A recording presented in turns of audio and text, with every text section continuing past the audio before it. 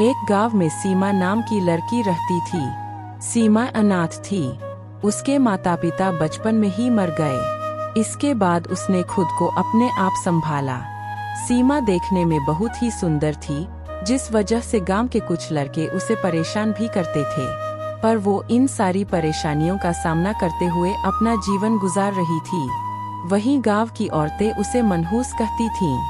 एक दिन सीमा नदी पर पानी भरने गई। तभी वहां उसे कुछ औरतें मिल गईं। औरतों ने जब सीमा को देखा तो कहा, अरे देखो कौन पानी भरने आया है, हमारे गांव की मनहूस। हाँ हाँ सही कह रही हो, अपने माँ बाप को बचपन में खा गई, अब लगता है इस नदी का पानी भी सुखा देगी। हमने तो कई बार सरपंच से कहा कि इसे गांव से बाहर कर दो, पर सरपंच इसे बाहर ही नहीं निकालता। मुझे तो लगता है सरपंच के साथ इसका कुछ चल रहा है। सीमा ने कहा, आप लोग क्या कह रहे हैं? मैं आपकी बेटी की उम्र की हूँ।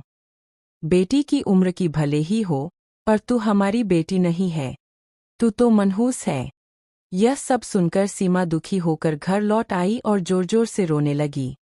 आप लोग मुझे अकेला छोड़कर कहाँ चले गए? इससे अच्छा होता आप लोग मुझे भी अपने साथ ले जाते। समय बीतता गया। सीमा को रोज ऐसे ही ताने मिलते। एक दिन जब वह घर पर, तभी सरपंच आया। सीमा थोड़ी घबरा गई। सरपंच जी, आप यहाँ? तुमसे मिलने आया हूँ। बहुत दिनों से तुम्हारे दर्शन नहीं हुए।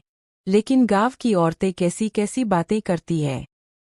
अरे छोरो, हम तो तुमसे बहुत प्यार करते हैं। तुम ही हो जो बात नहीं मानती। आपकी बेटी की उम्र की हूँ मैं।